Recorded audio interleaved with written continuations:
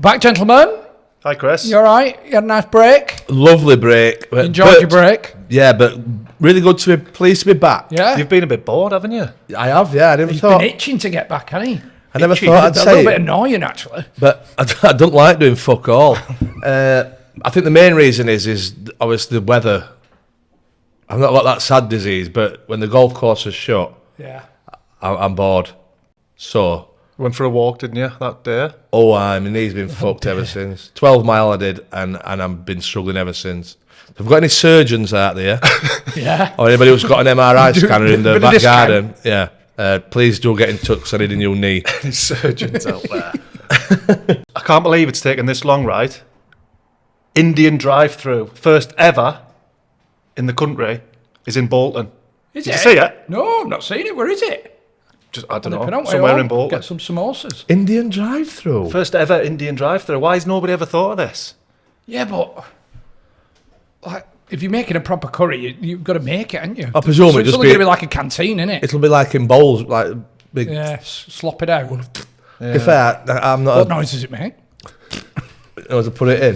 It's a good idea though. Yeah. Yeah. Go, you go, Chrissy. No, Tell us what it's there's no like. need Do a for review. There's no need for an Indian drive-through.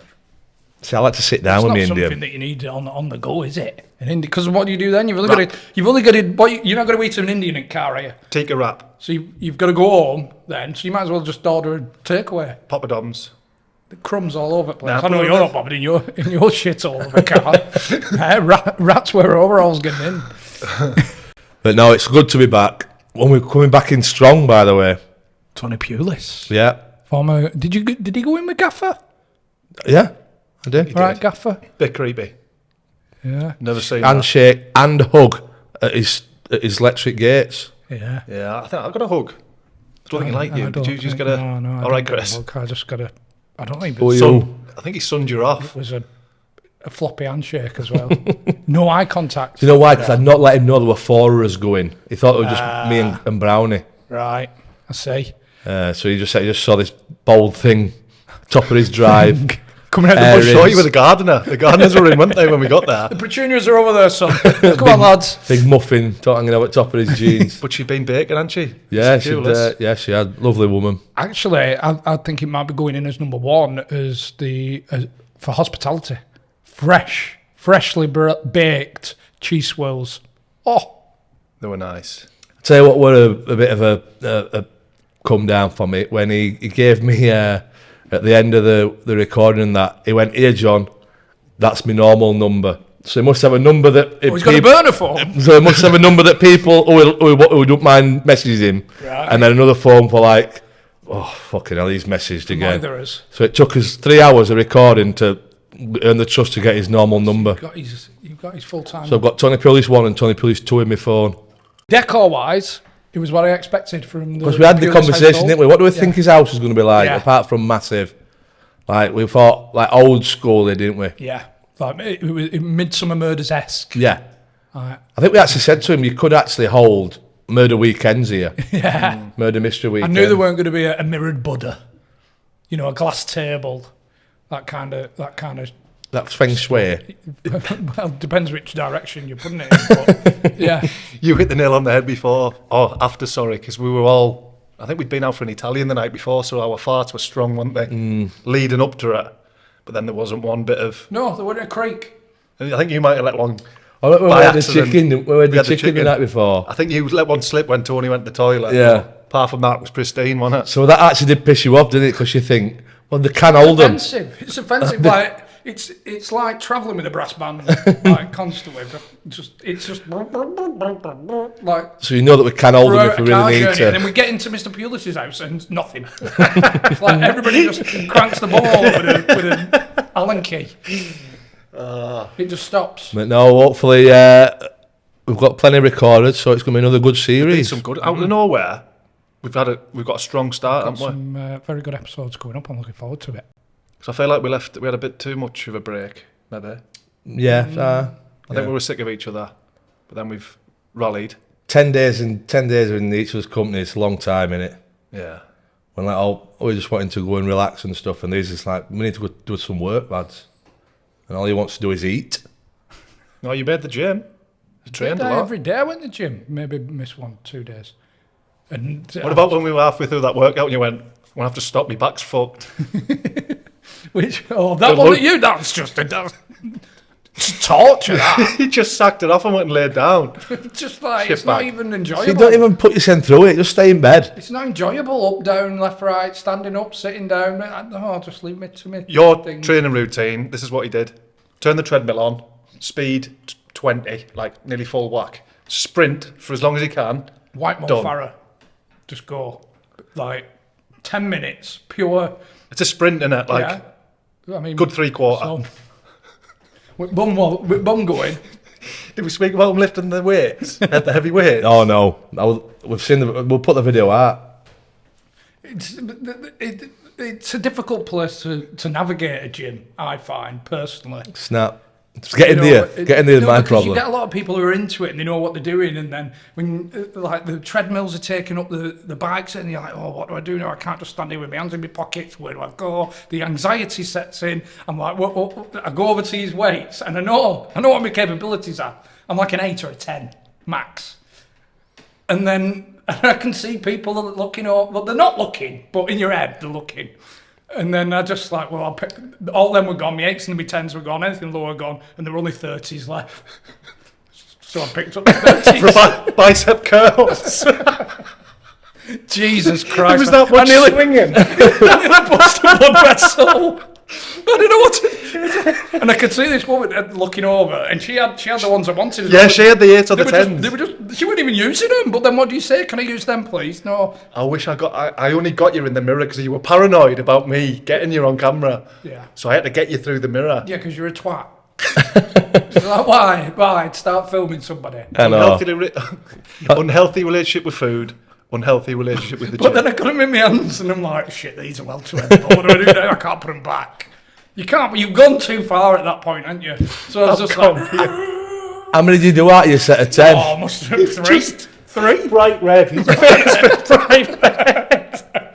And then I got them to here, but then the backlash, so I let him back down again. When they hit the floor? I was like I was skiing downhill.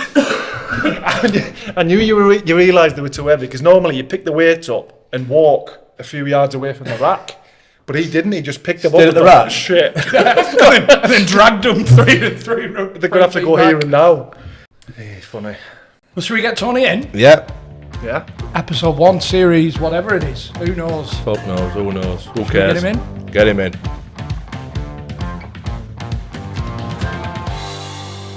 By the way, I didn't realise how good Dicko's impression of you was until I spent 10 minutes in your company.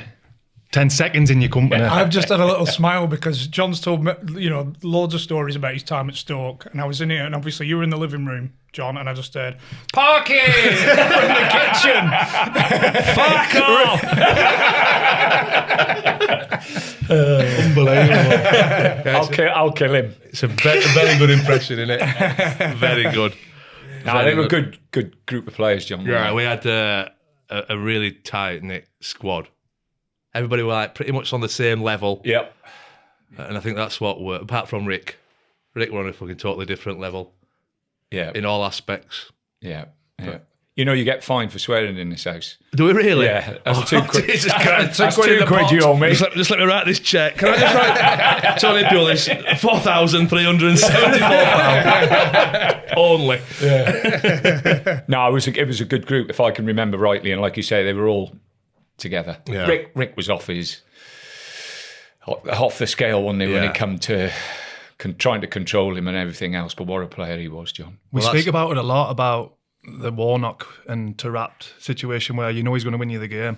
Was it a similar type of thing to that? Just let him off, give him a... Yeah, I think Rick was much better than him. But, Rick was just a one-off, I think. And the players, the great thing about it was I think the players come to understand that he could be the difference between us winning and losing games. And you had to put up with a little bit with Rick in lots of ways. But he was a great lad for me. Kempy fell out with him a couple of times. Adey fell out. Desi fell out. But he was always very, very good with me. Did you know how good he was when you signed him? I'd watched him a few times. I'd got clips of him when he was up in Scotland, playing in Scotland as well. And then when I spoke to Harry, I think we paid 200 grand for him. And I spoke to Harry, and Harry said, he's a top player. The problem is his knee. And that's the worry all the time, is that knee could go at any time. But John will tell you, he was in the gym most mornings before training. He'd go in after training, and he'd just spend hours and hours just strengthening it up. He was, in that way, he was brilliant looking after it. I remember being at Preston, and Danny Pugh and Michael Tong came on loan from Stoke. I'm like, what's the crack there? So he just keeps giving us another year because he likes us around the place. Yeah. Was that something as well? Like, he gave me a sign that. He gave me a fucking 3 year. That's £3. I can remember Kempy coming up to me and saying, with Parky, he says, you're going to have to, Gaffer, you're going to have to move him on. He said, like, how many times have you tried to get him fit and this, that and the other? And I can remember saying that. Listen, he's brilliant in the dressing room. Forget what he does on the pitch. He's just brilliant in the dressing room. I couldn't tell the chairman that at the time. Was that important for you though, to have them characters? No, I think we had a good group Class of lads. clowns. You know, obviously John could and should have been a better player in lots of ways if he'd have dedicated his life as much to having a drink and having a laugh and everything else to being a footballer. His goal scoring ability and his technique at times is just beyond what he is, the size of him and everything else. But no, we were at the time not working with a lot of money. The budget wasn't, Kempy used to say, we're Battersea's dog's home. We just pick up the strays. We don't pick up, we're not picking up quality. You got a great, we signed Ricardo. He's got one leg. We signed, players that were. There was always something wrong with them, and we managed to get them in and keep them fit, keep them together. The spirit was good. I think we encouraged that spirit, that togetherness, and it goes a long way. It does go a long way. By the way, was it Stoke when you tipped the golf buggy? Yeah, in Australia, just the day before Real Madrid. I'll tell you the story about that. I think it was Tags. Was it Tags? Was Tags there at the time? No, Jerry Taggart was. Tags one there. Who was it? It was. I were in with Simo, Steve Simonson in the buggy. Oh, it's a different time. Yeah, go on, John. So I've tipped the golf buggy. I'm playing against Real Madrid the next night. Cannavaro, Ramos, and I've tipped the golf buggy fucking about. Cut all my leg. Nearly missed the trip. Nearly missed the game. Did you apologise to Tony? Well, it weren't his golf buggy, was it? I apologised to the club pro by giving him €1,200. But the place, just talking about Austria, we used to go to Austria all the time. I loved Austria. I thought it was fabulous for not just the work we did, and John will go on about the work and everything else, but getting the players together, getting them up that early, working them, and then having them working in the afternoon and then in the evening. The togetherness that it brought as a group I thought was absolutely fantastic. Well, we were all together thinking he's fucking killing us. I think it might have been Dick on about where you stood at the top of the hill and you just made a time up. You've got to get up this hill in 43 seconds. Yeah, well, John, it's joking. 2 hours. No, it was. The hotel was fantastic. Yeah, and the people at the hotel just loved the lads. Like I say, it was a bunch of Herberts there in lots of respects, but they were great lads. You know quite a bit about your management, but taking it back to when you were younger, obviously from Newport, what was the crack there? Local football, always wanted to be a player? Yeah, I wasn't him. My dad was a steel worker, and we lived down the docks, and we lived in a little 3-bedroomed terraced house with 4 boys sleeping in one bed, my 2 sisters sleeping in another bedroom, and my mum and dad in a little box room. I started playing football at a young age, played everything really, just wanted to be outdoors. I never ever felt comfortable being indoors for a long time. Always wanted to be outside. And then the local team then, obviously it was the Docks. The local team was a good team. It was a good youth team. Played there all the way through. The community was, when I look back, it most probably... there's still a lot in me from that area. The community was fantastic. Obviously, we had a big family. There was 8 of us. If we run out of milk or whatever, you go next door, you knock next door, they give you half a bottle of milk, knowing that mum when the time came, Mum would give that half a bottle of milk back, or the bread back, or borrow some bread, or this, that, and the other. The community was just, it was a community, and everybody looked after everybody. And, they talk about, today and how poor it was and how this, that, and the other. When you look back, I was brought up in a very, very tough environment, but I thought it was fantastic.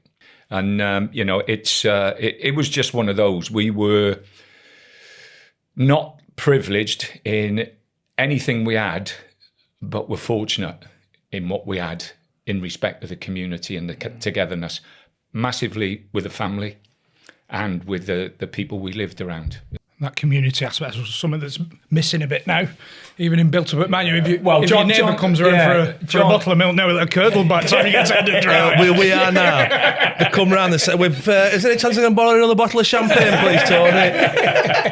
But John, you would have had that in Barnsley. Yeah, pretty similar. I think it's the working class working communities. class, yeah. Especially up in Barnsley with the coal mining and all that, people lending each other food and all that back in the day. And is that something you took forward to when you were playing and managing, that togetherness as a team? I think the great way, one of my greatest strengths is that I'm always there. People say you can't do it, and when they say you can't do it, I want to do it. And when I jumped on that train, I was at Bristol Rovers when I was 15, and then at 16 joined as an apprentice. When I left that station, I looked back and I said, I'm going to make this work.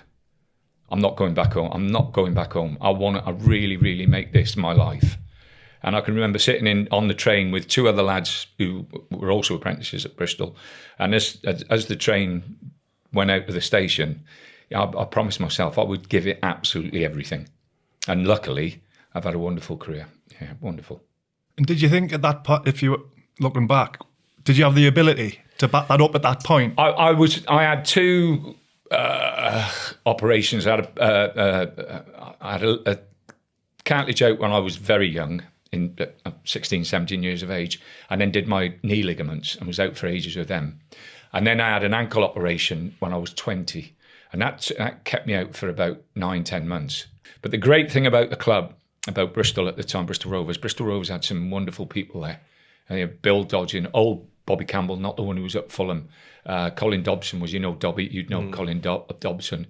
Don Megson, Gary's dad. They were really, really good people. And they gave me an extra year. And they must have seen I was struggling, John, but they gave me that extra year. And that extra year gave me enough time to establish myself back as maybe not as good as what I was before I had the injury, but good enough to eventually make a living out of the game. What type of player would you describe yourself as? So I've got a quote here from Aaron Redknapp, 3 words: an absolute animal. No, I was a touch player. No, I was.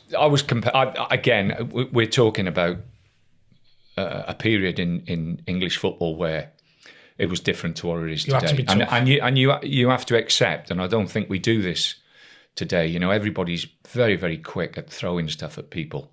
It was a different era there, different standards. You have to be a different type of player. Different principles than what we are today.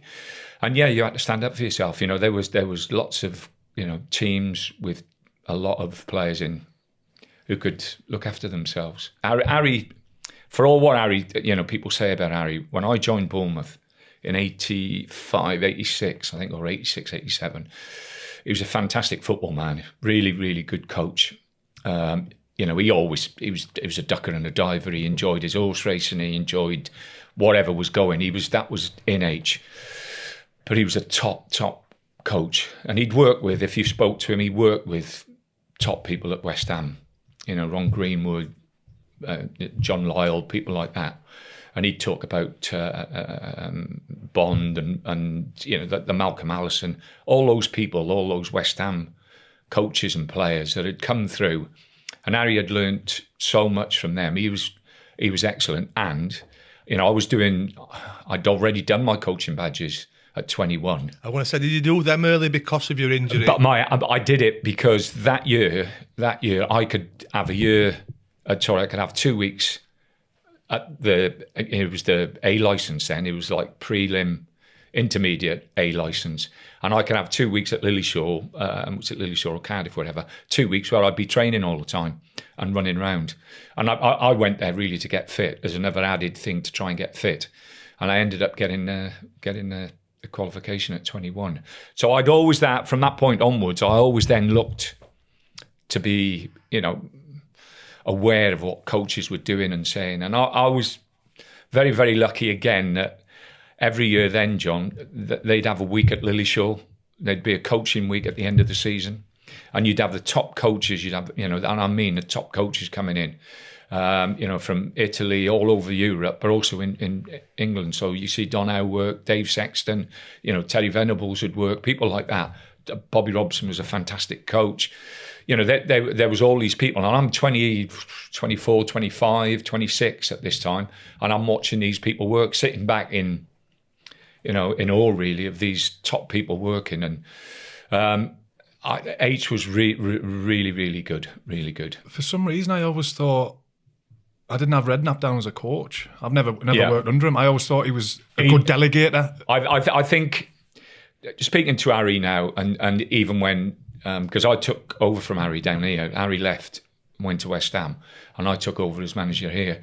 I'll speak to Harry now, or speak to him after he'd left. And I think he changed a little bit. I think he realised, and I say this now to people, never mind how good a coach you are, if you haven't got the players at a certain level, at the level you want them to be, you're not going to be as successful. So coaching an organisation, he'll tell you, I work and I work and I work on it. But in the end, to get to that next level, you need the players capable of doing it as well as you want them to do it. And I think a lot of the times coaches work and ask people to do, and it's a big fault, something that they can't achieve, or they'll go in fashion. People will want to do this because someone else is doing it, and you're trying it on players who are just not capable of doing it. But they find out, and unfortunately they find out too late, because if you don't win games in management, you don't stay around. That's the difference for us. When we finished the season, we just couldn't wait to get to Magaluf, could we? We went thinking, I'm going to Lillyshaw next week. Do a bit of coaching. Alan Irvine used to say all the time, if you want to be a good coach, work with good players. Yeah. But I think you can improve players. I've had loads of people say, "Don't waste your time. You're wasting your time on this."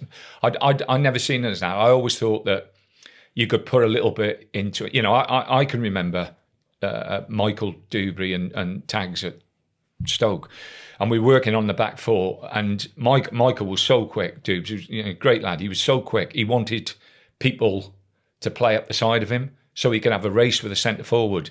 Jerry couldn't run. Jerry wanted the left back to stay there to fill the space, and if he didn't fill the space, Jerry would kill him. And so you had two centre halves playing together. One who wanted to drop off and just defend that space, and Michael wanted to push in all the time and encourage him to play balls behind, because he'd just turn, and he was so quick and strong. And I had to sit down with the two of them and talk to them and make them understand that if they were going to be a pair, then they had to do one or the other. And I said to Dubes, he can't do what you can do. You can do what he can do. You can sit off and still defend well. But yeah, and I think that's a little bit of coaching as well. Yeah. And the fact that Jerry went, "You're right. You make sure you stay with me." Which player do you take most pride in on that basis of you working with him and seeing a level of improvement? Which one would I say? The most frustrating player and the best player would be Rick, but the most frustrating, I'd sit on the touchline or stand on the touchline, and after 20 minutes, I'd go to Kempy. He's in Jamaica, man. He's not on the pitch, and Kempy would go, "Oh, for goodness sake, just leave it." and I'd walk back, and I'd be looking at Kemp every time Rick had just missed. He never got there, never did this, and then all of a sudden he'd get the ball and he'd go, "Bom, bom, bom, 1-0," or "Bom, bom, bom," pass it to someone, and it was 1-0. And I tell that story. You've most probably heard the story about when we're fighting for promotion, and we play Wolves. We got Wolves. Mick was manager at Wolves at the time. And it's a 2-week break. And Kempy can't find a Jamaican game. So he's saying to me, "Listen, We play Saturday. There's no Jamaican game for the next 2 weeks. There's no game. So Rick turns up. He's got his, suitcase. He's got the lot. Rick, come here, mate. What's happening? He says, international. No, you got no games, Rick. Here's the international. Look, there's all the list of fixtures. Gaff. No, we got a game. He says, but you got me. He says, I'll go the first week. We got this friendly game they've arranged. He says, I'll be back the following week on the Monday. Me. So I'm thinking, I'll have that Monday, a week. Give him a week off. Give us a break. Give him a week off. I had a game back in Barnsley. Give him a week, John, and then that'll be it. Anyway, turn up Monday. Looking around. Yeah. Where's Rick? Because I go and see Dave. Where's Rick? He's gone. Don't know. He hasn't rung in. Oh, goodness sake. Tell Dave the story. Tuesday. Now, we're playing Wolves. We've sold 6,000 tickets. It's the back end of the season. They're third. We're second. So Tuesday comes, no Ricardo. Wednesday. By the way, I'm thinking, I'm getting a game here. Can you remember it, John? Anyway, so we go right through the blinking week and he still don't turn up. Friday, don't even turn up. Saturday, we have pre-match at the ground. Wolves is only 30 minutes away. So we all... Who walks in? Rick. He's got his hat. Remember, he had a hat on the side of his head. He's got his tracksuit. He wobbled in. All the lads are giving... God. He's turned... Taking the mick out of us and this, that and the other. He walks to the top. No, he wouldn't sit on the table with the lads. He walks right up, gets his beans on toast or whatever he had, sits on a table up there. So I'm like, Kempy, I'm going to kill him. Kempy, I'm going to, I can't have this. Kempy's come. Tom, just relax. Just relax. You might need him. You might just need him. So I'm going, need him? I said, he couldn't even walk straight walking up there. I said, goodness knows what he's been up to. Anyway, get on the bus. All the players get on the bus. Rick walks past. Rick, where have you been, mate? He says, you won't believe it. He said, I've been trying to get in and out of Miami. I landed. Then they flew me back to Jamaica because I didn't have this passport and, all the excuses under the sun, and just walked through. And I turned to Kemp and went, what use is he going to be for us? He said, Tom, relax. Let's get to the game. Prepare the lads that you've worked with now. Get them. So anyway, we got 1-0 up, don't we? I think Mama scores, or Mama crosses it, Rory scores. One of those two. Could Mama have scored? I don't know. I think it was one of his few goals. It was great. That one, John. It was perfect for Ricardo. He did. I bet he did 19k a game. Fucking hate that were Rick's. Honestly, it really was. So anyway, we go 1-0 up. Then they score, I think. Then we go 2-1. Then you go 2 each, and they're attacking down the slope, and it's like balls going into the box. Ryan and Courtney are heading battleships out of the. It's all going off. So Kempy walks up. He goes, "Yeah, time to get him on." I said, "Time to get him on?" I said, "Look at him," and he's sat. He's almost like struggling to keep his eyes open. What are you on about? He says, "Get him on." So anyway, I said, "Rick, go and warm up." So he jogs, and he's at the top end of the ground talking to the Wolves supporters, the lads, and everything's flying in, his tackles going. I'm thinking, oh my God, we're up against it here. So I call him down. So he jogs down, takes his tracksuit off. You remember? He goes on the pitch. They have another corner. They head it out, and Rick's on this side. It drops to him. He dribbles it up the pitch. He beats 3 people, smashes it in the back of the net. On my life, I'm like, he runs all the way down. Can you remember? He runs all the way down the pitch, and the lads have been hammering him. And I mean, hammering him. Everybody's jumping on him. Everybody's kissing him. Everybody's cuddling him. So then we get another one, John, and we win 4-2, don't we? So I'm not joking. I'm absolutely washed out. So I come in after the game. I'm absolutely delighted for the lads and everything else. And I sit down. And I can see him over in the corner. I'm thinking, God, Ricardo. And all of a sudden he gets up. He don't see me looking at him. He gets up and he walks over. And he sits by there. And he puts his hand around me. And he says, Gaff, you worry too much. And I looked at him. I went, he went, that's why you got no hair. He got up and just walked straight across and sat down. And that was Ricardo, wasn't it, John? Special. Is as good as he was it a juxtaposition for you to keep the other lads on side when he was getting away with what he did? He was keeping me on side among the players. But we just knew, like that. We played Scunny. Remember the game against Scunthorpe? We played Scunthorpe. We were 2-0 down. Yeah. We'd sold Pato to Scunny. Pato had got the 2 goals. We were awful. And I mean, we were awful.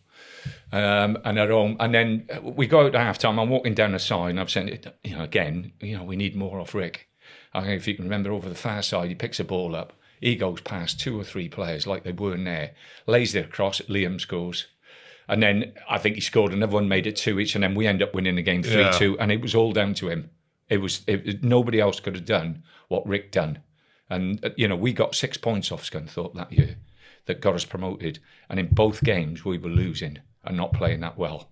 And he was the difference. Was there ever a time when he went 3, 4, 5 games of not doing it, and you've had to say something to him? Well, I think we this is after obviously John's left. I think we tried to get people in to replace him, and I think it was a little bit like Glenn Whelan.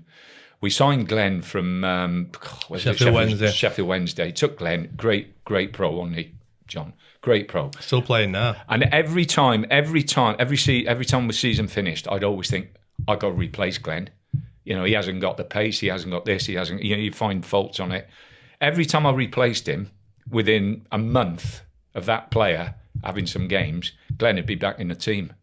And he'd be back in the team. And I've got so much respect for Whelan, for Glenn, in respect of proving me wrong.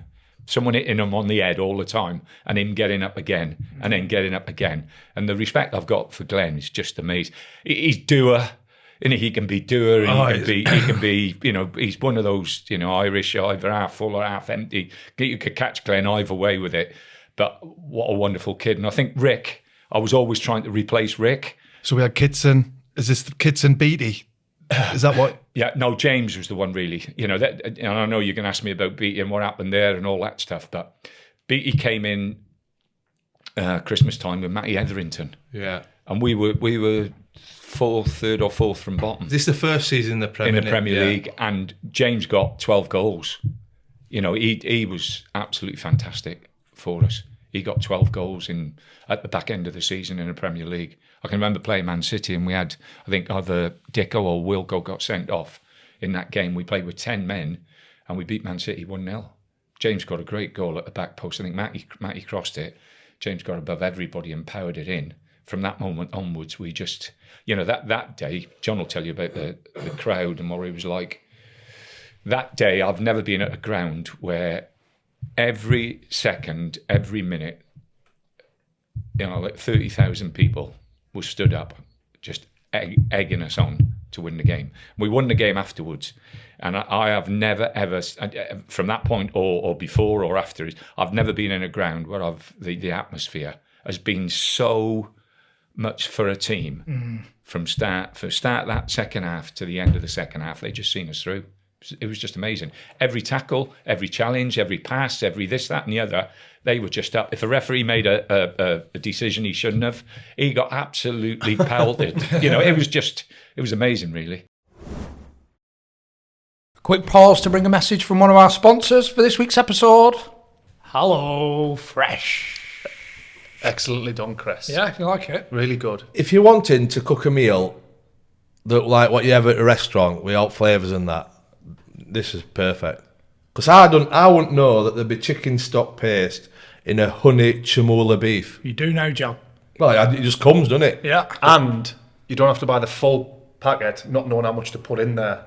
And it's all thingy, innit? Sorting me out in January, Hello Fresh, because my head's up my backside, January. You're feeling a bit rubbish. December full of takeaways. Yeah. And then you need to get back on it, and you can't really be bothered.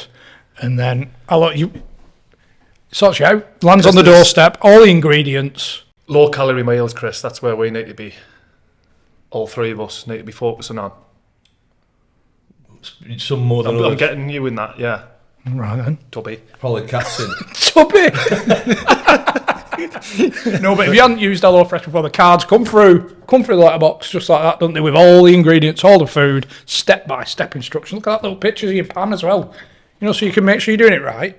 Very impressive. It's an idiot's guide to making a good foot meal, I was isn't about it? to say exactly. Foolproof, isn't it? Yeah. You order it, it lands on your doorstep, it's got everything that you need for your meal, talks you through it, cook it, eat it, bosh. Have we got an offer? We have. We've got 60% off your first box and 25% off the next 8 and a free gift. I don't know what that free gift is, but it's free and it's a gift. So, it's got to be good, isn't it? All you've got to do is go to the website, www.hellofresh.co.uk, and then you can either put in /Undr The Cosh 60, that's with the E, UNDERTHECOSH 60, or you can put the code in when you check out, which is Undr The Cosh 60. Nicely done again, Chris. Yeah.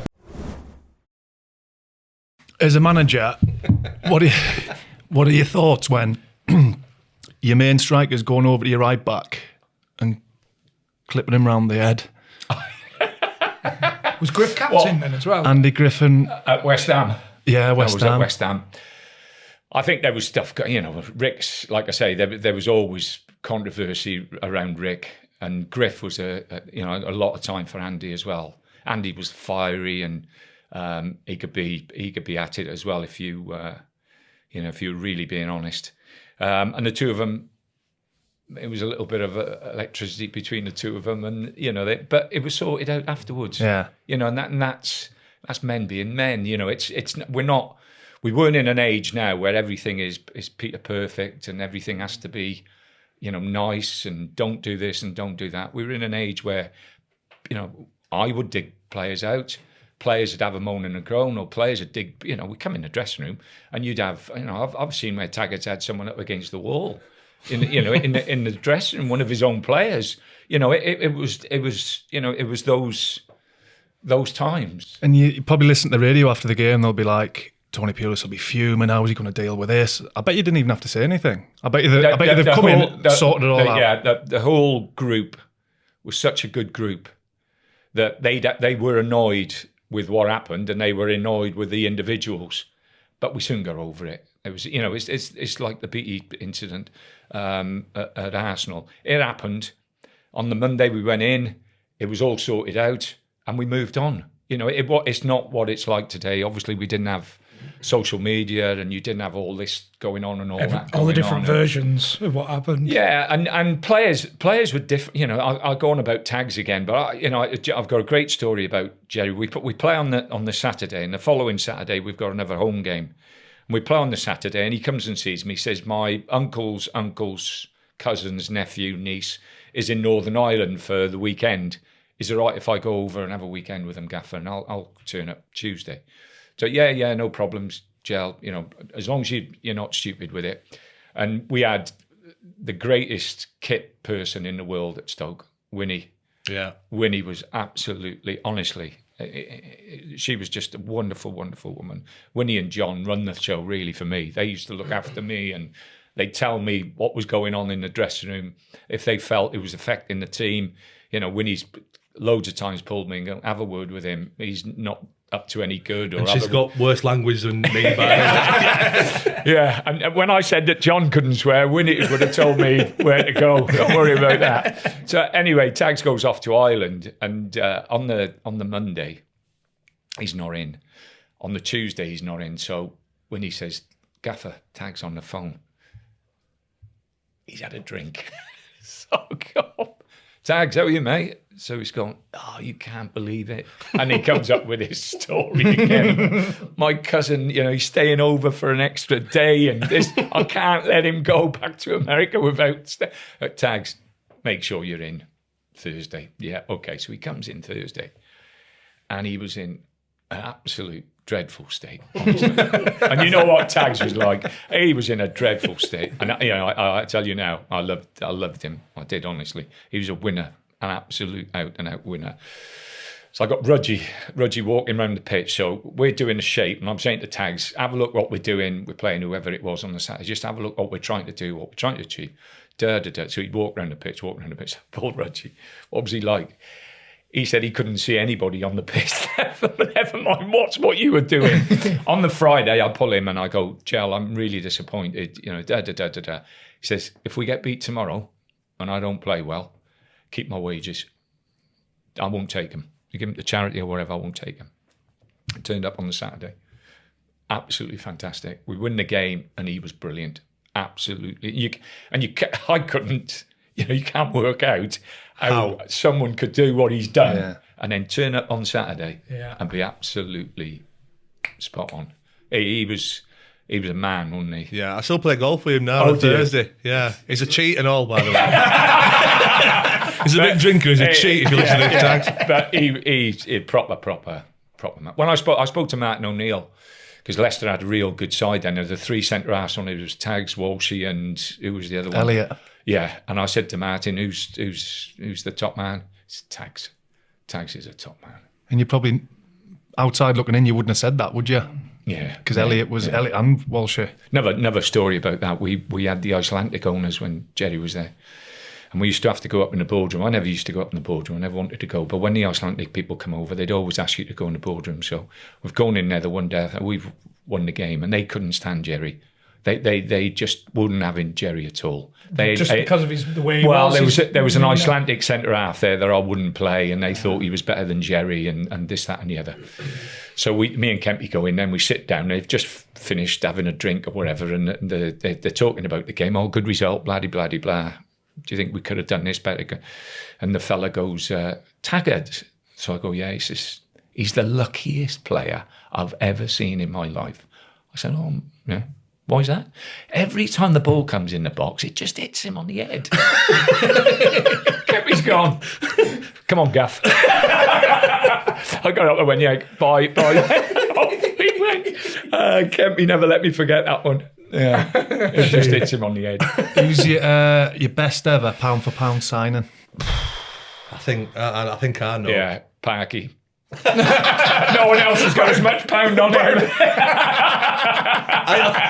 I ought to have been about fucking 80 million quid, really, if we're going pound for pound. No, best sign, I don't know. It's very difficult because I've over the years at different clubs. I was at Bournemouth. I bought Joe Parkinson for 20 grand from Walsall. It's a long time. You most probably can't remember Joe. Joe went to Everton for 800,000. He's a fabulous player, and unfortunately had a couple of injuries, curtailed his career. There's people like that. That you look back on, you think he what a good player he was. And then when I was at Gillingham, Andy Essenthaler came. Essie was fantastic for the club. Great energy. We had some really, really good players there, and Andy topped it off. Really, had that little bit about him. Bob Taylor, Sabs, when I was at Gillingham, were outstanding. But I had Guy Butters, Ashby, Pennock, Adi Pennock. Just had really. I've always tried to get real good characters. They might be a little bit loose here and a little bit loose there, and they might be a bunch of Herberts when you let them go. But I used to like working with good people. And how far did you go with your research on that? Unbelievable. I was terrible. I'd ring people up. I'd go and try and find out what they were doing on a Wednesday night or what they were doing Saturday after games. I would try, obviously it didn't work with Rick, but or Parky. I've got lots of friends who will lie for me. Crazy. I pulled John the one day and I said to him pre-season, I said, John, come on, we've had enough, mate. You've got to start losing some weight. It's an absolute joke. So he used to travel. He used to travelling with Crazy. So I pulled Crazy, and Crazy's a great lad. Fit as, what was Crazy like? 33, 34, and still fit as honestly, just unbelievable. Box to box, he was fabulous. Honestly, and a great lad as well. I really like Crazy. So I pull him. I said, listen, look after him. So he says, Gaffer, there's a motorway caravan. He says, we can't get past it. He says, I say to him, don't. And he said, when he drives, he just drives straight in. And I'll have a bacon and egg toasted sandwich. He'll have 2. It's just a mental block. Got to pull it. Not much has changed. That's where I put my sat nav to. Not the ground, the cafe. Oh, he said, Chris, can you stop him? He said, I can't stop him, Gaffer. John said that you're always very concerned about his family. When you're getting dropped, I don't know if you... yeah. As a family, I'm like, Yeah. Gaffer, I know I'm not playing. Yeah. I'd always try and bring something into it just to take the pain away, take the pressure. No, I think that's... So you said you knew what were coming. Not just me, everybody. If you're getting dropped. Yeah, I think that's most probably the most difficult thing when you've got a group of players that you really respect and like. Telling them when they're not playing or telling them you have to release them. I had a wonderful captain at Gillingham. My first year then, we won come second in the league, got promoted. It was Dave Martin. Dave had been promoted more than anybody else. He was a great lad, fit as a flea for his age. He wasn't quick, but he was really, really, and a leader, out and out leader. And I'm talking about Gillingham then with Mark Harris. And I'll tell you one story with Dave. Dave, we played, I can't remember who we played. We played someone and he came in afterwards on the Saturday and he had, I think it was 10 stitches in his ankle and his ankle was like that. We played on the Tuesday and there was no way he was going to be fit. And Tuesday, Wayne Jones was the physio, strapped him up. You couldn't see his toes. They were so white, there was no blood going through it at all. And he played. And the first tackle he went into was a block tackle, 50-50 tackle. And I thought, he's not going to fancy this. He went through the lad like you couldn't believe it. And that's, so anyway, I pulled that, we get promoted and I get a phone call about Andy Essenthaler, who was at Watford at the time. I thought, I'd take Essie all day. He can run, scores goals in midfield, really, really good type. So I pulled Dave in and Dave was my captain. I was Dave, and it was one of the hardest things I've ever had to do. I said, Dave, listen, things move on. But what I'd done for him, I sorted out a move to Northampton. Ian Atkins was manager at Northampton at the time. And I'd got Scally, Dave had a year left or 2 years left on his contract. I got Paul Scally to give him some money as well to go. But even telling him that, Dave was really disappointed because we had such a good group of players. He didn't want to leave. So telling players at the end or during the season or whatever that they've got to go, especially when you've got some feeling for them, it's really, really That's difficult. harder than dropping them for one game. Yeah. But I remember Andy Griffin saying that he had this technique, and it's a technique I've never seen before. So you'd ask, like, how's the family? But you'd lock your arm in and almost give it one of them. It's unbelievable. You couldn't get out. I've got you now. I've got you. I was always worried about that right hook. No, but it is, your management's difficult at most times. And it's, when you're doing that to people you respect and people you like. Harry was the best. Harry was unbelievable at telling people. You'd walk out of the room, as high as a kite with the lovely things he'd say about you. And then by the time you shut the door, you thought, he's just dropped me. He's just left me out. You'd walk out and I am thinking, what a great man he is. Was that one of his best attributes, his man management? Can you remember Harry Redknapp? Oh, no, Harry's a people's person. He all the way along. The great thing about H is that his memory is fabulous. He can remember people. Even today, I played golf with him a couple of weeks ago and he will see people he hasn't seen for years and he'll get their names. It's a great skill, advantage. Yeah. Just talking about that man management skill, how good were you at knowing a character and I just knowing found, what they understand? like understanding those different characters and knowing what they need. I just found out everything about their background, and like I say, I signed. People moaned about one or two players that I've signed who had bad reputations and this, that, and the other. And I always thought, Jermaine Pennant, was fantastic for us when I was there. The 2 years that I had with Jermaine was fantastic. People had told me not to touch him with a badge pull and this, that, and the other. The fella had unbelievable ability. Yeah, keeping him focused and keeping him at it, yeah. But I thought Jermaine was a two-window player. So two windows, you get the best out of him. And then you'd have to move him on because he'd get complacent. He'd get set in his nice and comfortable ways. And that's when he would drop off. And I think there's players that you have and you think, well, I can have them for 2 or 3 years or 2 or 3 windows. I can actually bring them up a level. It won't be consistent, but I can bring them up a level and then try and move them on just before they tip over the edge. So you know that before you've even signed them? Yeah, there'd be players. Listen, there's players, and again, Parky will tell you, there's players that I signed at Stoke that I went, they're the bedrock of this club now for the next 10 years. You know, that Houthi, Shawcross, Wheeland, John Walters, people like that. Crouchy was fabulous. You know, people with great characters, but who could cope with that. Asmir, Begovic, Sorensen, really, really good characters, John Monday. They're really, really good people and good characters. And you think, I'm not getting rid of them. And I think that was, I'm not sure whether it is today, that was the secret, a big secret of management. And management at a certain level is that you had the players and then I'd recognise the ones that would drop off a little bit. What was the crack with the baseball cap? Where did that start? I started down, I think, at Priestfield. I think we got promoted the year, got promoted, and also Debbie was worried with the cold weather and my little circle getting bigger and bigger and bigger. So just superstition? But yeah, more than anything else. Yeah. How many window were there?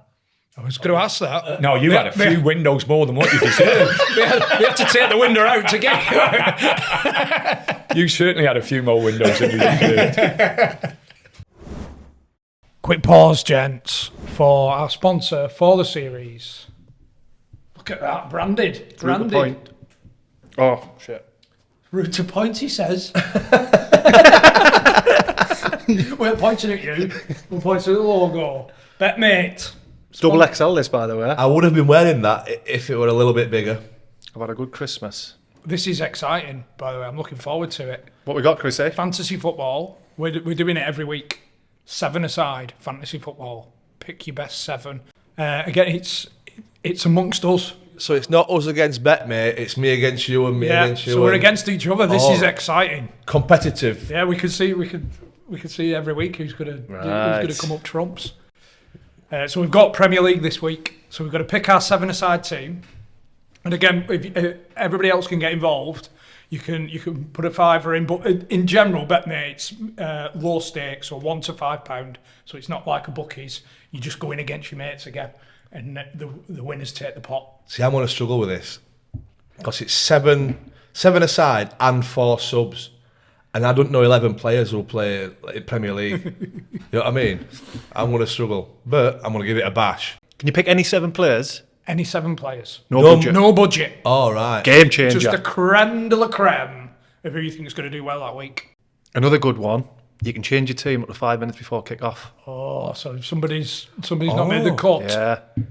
Yeah, because there's a lot of cut-off with most fantasy teams, aren't there? And then whoever you picked ends up. So your subs are not just not playing or injured or not playing. Or if somebody's put a weakened team out, maybe. Yeah, jump on that. Jump on it.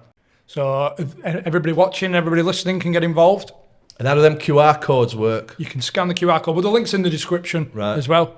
So click the link, John. Just download the app, Betmate, and you can finally join the league.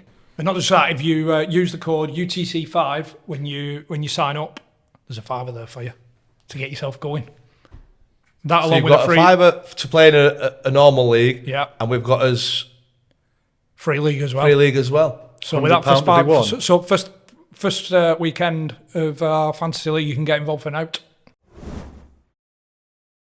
Talking about Stoke as a general over them 2 periods, did you have a blueprint when you went in? Because what you created there, you kind of created a whole identity. People talk about the going to Stoke on a Wednesday. Yeah, that was created through the play, like you said, the crowd, and what you used to say when it was unbelievable playing the best atmosphere. The year we got promoted was the best atmosphere. Yeah, it's unbelievable. It's just all them different. It was just. parts. I'd managed to do a very similar thing at Gillingham. I did 4 years. And I took over at Gillingham when the change of manager, Tony Smith was, and he's a wonderful friend, a wonderful man, and Val. They owned a football club, and then they sold it to Paul Scally. But what people don't know is that they said, we'll only give you the club if Tony's manager. So I then went in as manager. They'd finished 91st in the league that year. And the great thing, the lucky thing was, I'd had a year out of football with having got the sack at Bournemouth. I'd gone to watch loads of games, and I'd watch this and I'd watch that. I got the job, and all the players, there was about 19 players out of contract. And we had the chance that year, and it was all mostly free transfers. We bought Fortune West, I think, for $5,000. Kevin Rattray out of non-league. We got Mark Harris. People like really good characters into the team. And we bought Dennis Bailey for $35,000 from QPR. And Dennis was a good player. Leo Fortune West was the worst trainer. Honestly, I played with him. We watched him. We used to do like running drills on a Friday, and I'd pick four teams of 5. And Dave Martin used to say, I should always put Leo in with Dave because I knew he'd annoy Dave. And in the end, Dave used to say, Gaffer, how many press-ups are we doing? And how many runs are we having? And you'd go, it's 5 press-ups, 5 runs. He goes, come on, lads, 25. And they do the 25 before even the races started. But on a Saturday, he was so effective. It was frightening. I think he got about, nearly 20 goals that year. But I brought Dennis in, and I said to Dennis, don't get involved with anything. Just follow him around. And the balls will come in the box and they drop off him. And Dennis got loads of goals because of Leo as well. So, I had that year, and then we had the years building up where we went to Wembley and we were 2-0 up. 90-odd thousand. We should have won the game. By far the better team. Joe's tried to spin it round and say Man City were, but they weren't. we were much better. So we went from, my first game there I think was Wrexham at home, 2,500. My last game was at Wembley against Man City in front of 90-odd thousand people. So I had the opportunity and the chance at Gillingham over 4 years to put something in place. And it was based all on, I wanted quality, but I wanted good people who I knew would turn up week in, week out, and whether they were in the team, out of the team. Because there's a real, and I really do think this is important to say, there's a real strength in having people out of the team who are annoyed and disappointed for not playing, but get behind the team and stick with the team. And then you get that wonderful togetherness that, there's disappointment, and they'll moan and groan, and they'll do this, that, and the other. But generally, if you've got good people, they'll stick and they'll want to do well for the club. So having had that 4 years at Priestfield, going back into Stoke, I knew what I wanted to do. I knew the budgets. I knew what was needed. I knew the area. The area was a very, very working class area, and they wanted to see people turn up and play and run around. The perfect club to create. Yeah, and we created a togetherness. I think the promotion year set it off. I think we created that spirit and that togetherness, and they bought into it, John, didn't they? And did that play a big part? Sorry, like with no disrespect, would you have not say a Fulham, for instance? You don't think it would have worked at a place like that? I went to Palace, and Palace took off. I only had a short period there, but that took off. They bought into it, and we had to play different at Palace. I had Balassi and Punchin wide, and we played with 2 wingers. We had no big player up front. We had Jerome Thomas, who was a runner, but couldn't, no disrespect to Jerome, his greatest strength is not holding it up and people playing off him. So we had to change it a little bit. But crowd-wise, I think the year we got promoted, and then the 3 years there, the first 2 years in the Premiership, it was back of the neck, hairs on the back of your neck, standing up sometimes at the home ground. It was just phenomenal. I saw something on Twitter and it pissed us off about how, I think the question was, why did you think why do you think James McLean and Craig Gardner were a better option than Serge Gnabry? And I obviously wasn't even in the building, but I know that he probably wasn't bothering his arse. He's obviously gone on to do unbelievable things. But you always get this, or I always get it thrown at me. The big thing is, and what people don't, we had him on loan. His mother club was Arsenal, and his manager was Arsene Wenger. And Arsene Wenger sold him to Werder Bremen for £7 million. So we had him right from 14 years of age all the way through. I only had him for a couple of months, and he certainly, At that time, he's done fantastic, and you've got old Gerard. At that time, nah, you wouldn't have him nowhere near the place. You know, he got brought off in a reserve game. Not in my life. And I wasn't even there, John. It was a reserve game on a Monday, and they played Aston Villa. And the reserve team coach, who's now with Darren at Sheffield Wednesday, actually brought him off. When I went in on the Tuesday, how did he do? He never tried a leg. He stood out wide. He flicked it up a couple of times, but but that was, you know, and listen, he's gone on to great things. He's done absolutely fantastic. He's done, you know, when I can remember ringing Kempy up and saying Serge has just gone to Bayern Munich, and and Kempy said it must be his twin brother. It's not the player we had. And if you ask any of the players at the Albion, what would they have ever thought that Serge would have gone on? Not a chance, and supporters can't work that out. You know, there's players, you know, Arsenal player, why did they let him go? Yeah.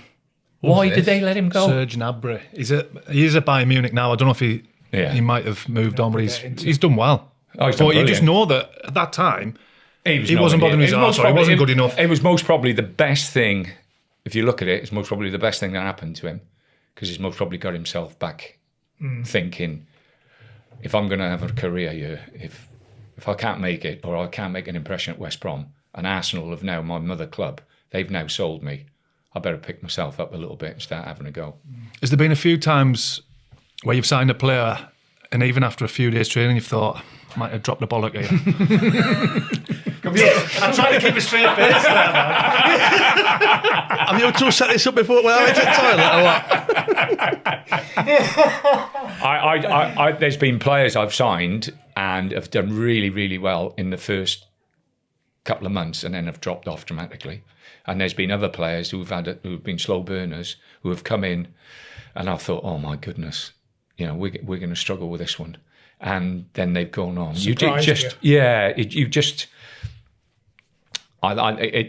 It's difficult at times picking the right people for the right place for the right team, and you try and do your best at times.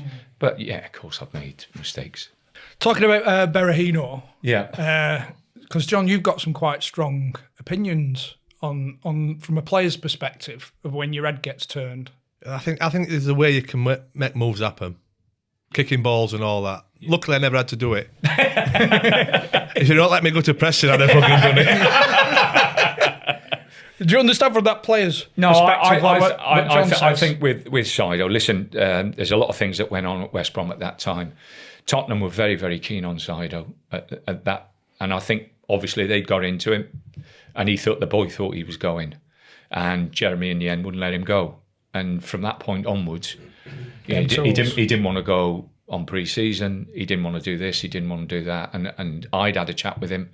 I had a chair in my room, in the manager's room, and I used to call it the naughty chair. And I'd bring him in and sit him down there and have a good chat with him. And I went home, met him and his mum, and it was really sad because at that time, the season we stayed up, the first season that we stayed up at West Brom, which was a real top achievement. He was the difference at the top end of the pitch for us. He looked, every time he got in there, he looked as though he was going to score a goal. And I was just a little bit, I could see he was telling me stuff. I was speaking to, obviously, Jeremy and the people at West Brom, and I honestly thought there was going to be a deal at the end, and no deal got done. And the kid was just the opportunity of going to Tottenham, the opportunity of working with Poch and working with a young group of players. Tottenham were a very, very good side then. Really, I think, really affected Sido, and I don't think he's ever recovered. And I suppose in that position, you're playing middleman, really, because you know that he wants to go, but you've still got to get the best out of him. You hope, and Sido, I don't think, ever grasped it. You hope that eventually they will understand that they have to do the best for themselves. And by doing the best for themselves, that was getting in the team again and scoring goals. To just think that you were actually, he was trying to get back at the football club. And it was the wrong attitude. And like I say, I found him to be a good lad. He had issues in the dressing room with other players because he could be a little bit big time at times. And again, at West Brom, we had Brunty, Morrison, Guards. 2 centre halves were Macaulay and Olsen, fabulous. Ben Foster. Yeah, Billy Jones there. Was Billy Jones with you? No. Those people, Dawson. They were fantastic lads, and they wouldn't take any shit from anybody inside. It was a young up and coming who hit the jackpot by scoring a lot of goals. But they kept him. They kept his feet on the ground for the majority of the time. I don't know. I think you might have told it. Talking about man management and stuff when you came in and bollocked Shawcross. Yeah, that was, we played, I think it was Blackburn, I'm not sure it was Blackburn, it was Blackburn. I think Sam was manager at Blackburn at the time, and we go there and we go 1-0 up, and then we score a great goal. Asmir throws it out to Etherington. I think he beats 2 players, runs down the line. It was only 3 people who touched the ball. He crosses it, Crouchy comes in, heads it in. Fabulous goal. And it was just before half time, and I'm thinking, it was so good. I'm thinking, because listen, this is another thing. At half time, that's when the game breaks. And never mind how much you're on top, if you don't start the game with the same pace and the same intensity, and the other team nick a goal or the other team smell a little bit of blood, it can cause you problems. So I'm walking in and I'm thinking, that's fantastic. It's just, it's one of them, John, where you go, and everything we've worked on and everything that we've tried to do is being just brilliant. Yeah, one of them. Yeah. And I'm thinking, that dressing room, I bet the dressing room are feeling that. So I walk in, and I always go to the toilet first. So I go to the toilet, like I knew you, and it's your dad, I said, brilliant, we did that. So I'm thinking, I've got to do something.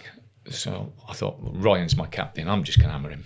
So I went in there, you know what I'm like, John. I went in there, took my cap off, sat down. I said, what are you all jumping around for?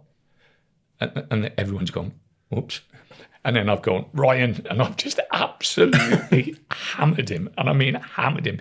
There was 2 minutes to go, and you kick the ball in the stand when you can play it up the line. And I just went on and on and on and on. And anyway, the great story about that is that I go back in the toilet to go to the toilet before the second half starts.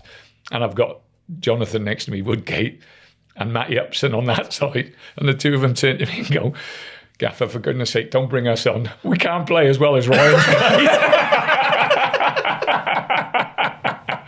But anyway, I did it. I pulled Ryan in on the Monday, and I explained to him. I said, you were my captain.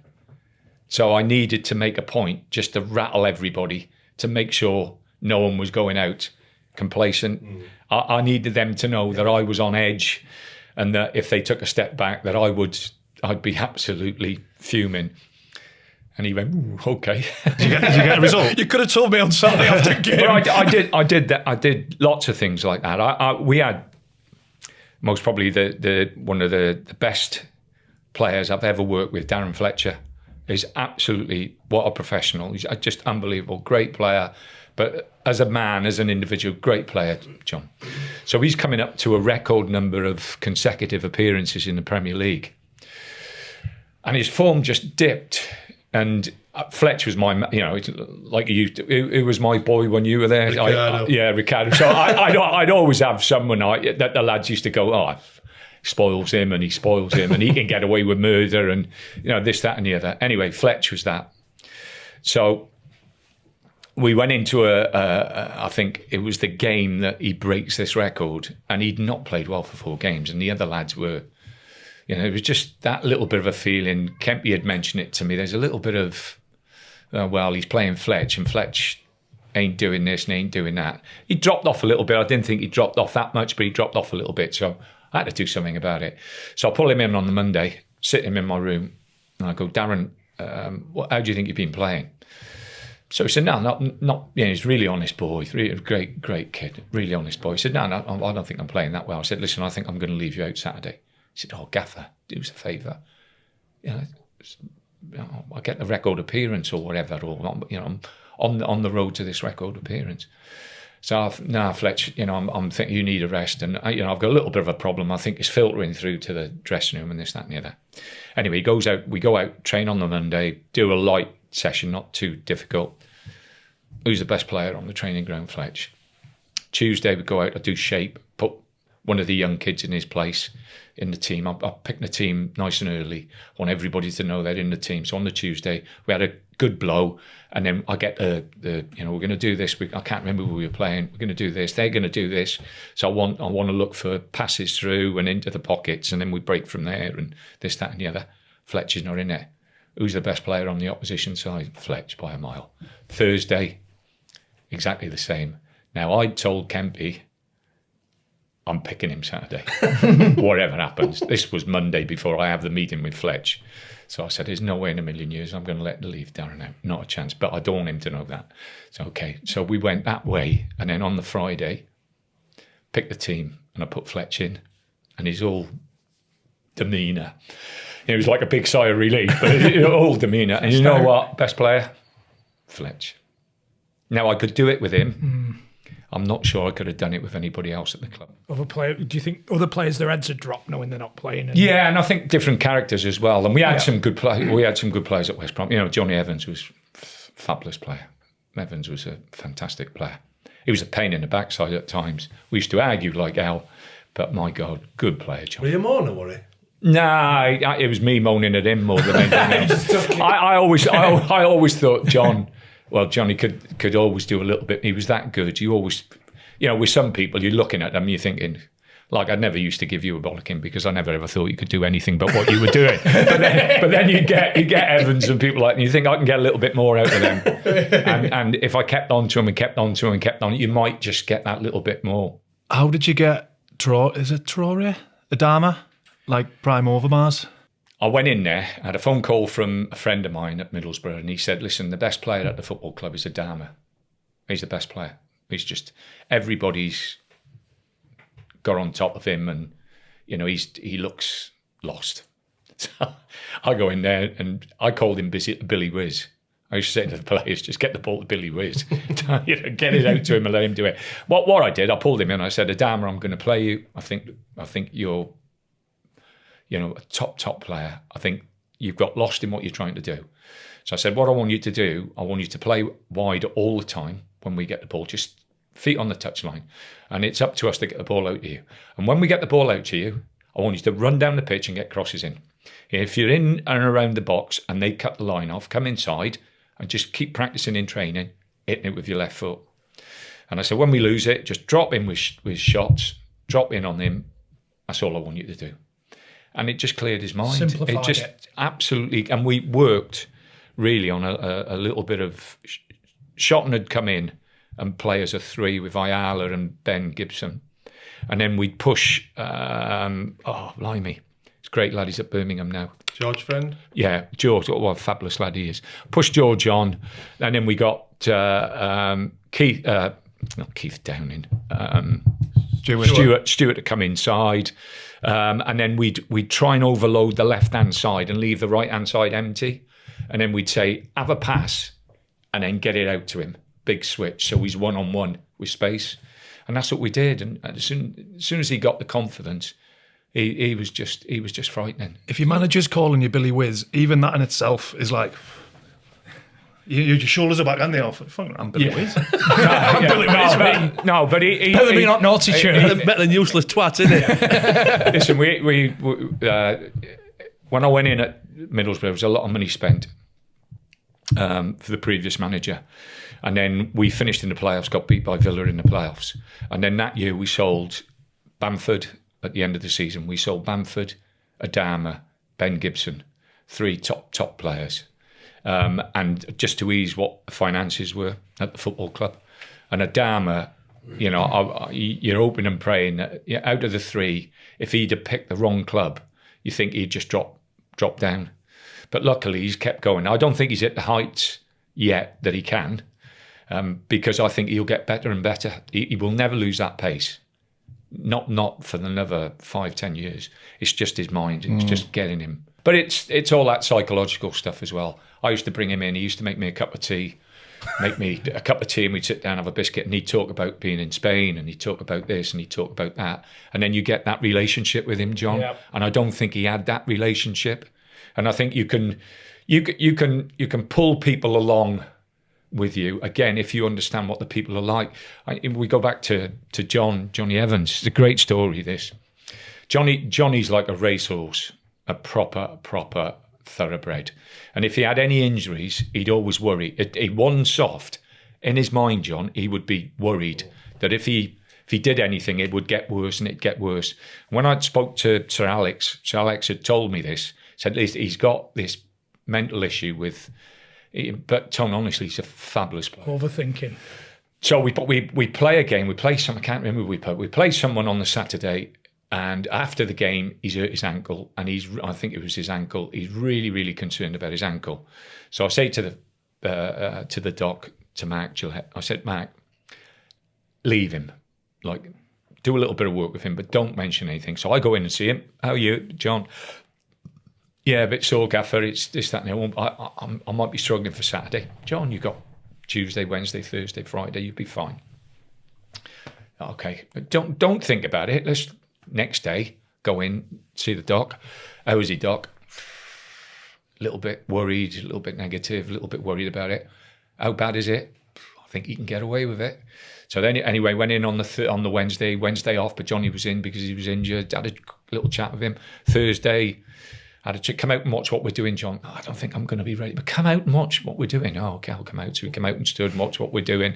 Now on the Friday, how was it? Oh, still feeling it. It's still sore. I can do a little bit more on that, but still a bit sore. Okay. Turn up tomorrow morning with your suit.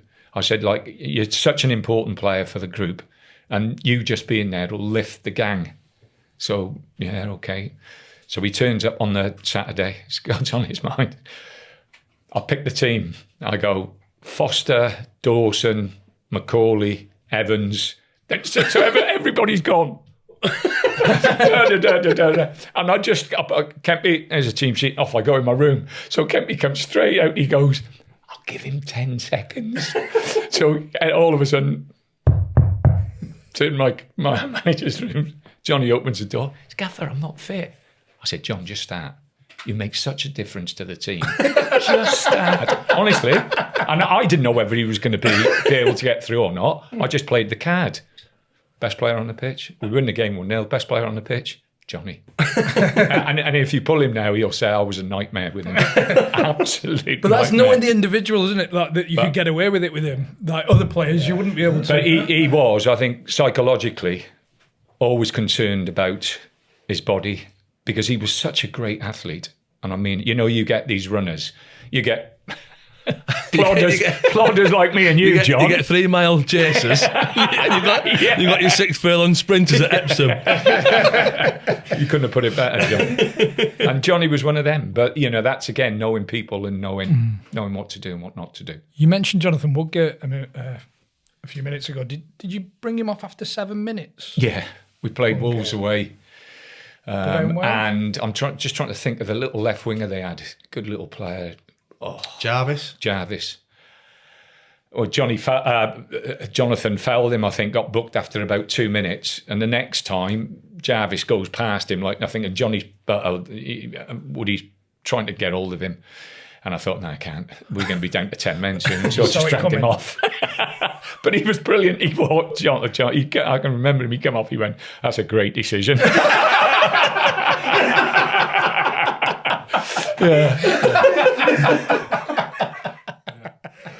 I wasn't expecting that. See, some players could have got other way, couldn't they? You taking the mick or what? Taking the mick. On the promotion season, were there any point where you thought we're going to do this? Because it was last game at season, weren't it? Home to Leicester. I think my biggest worry was when Palace beat us on the Monday night 2-1 at Walnut. Come with Palace and beat us 2-1. And that was a real blow. I thought that might knock us back.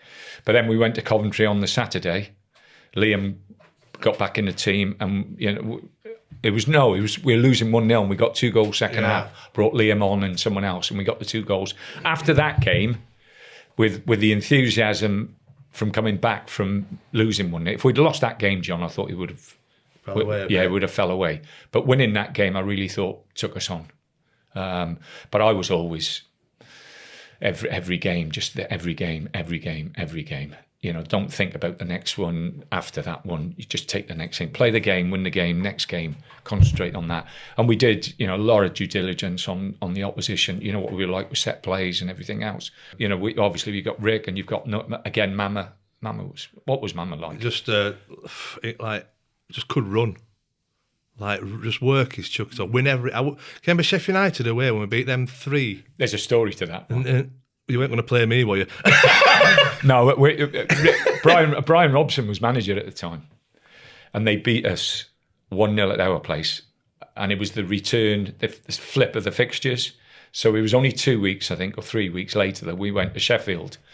And I remember Cahill. Gary Cahill. He was at Aston Villa, but he went to Sheffield United on loan.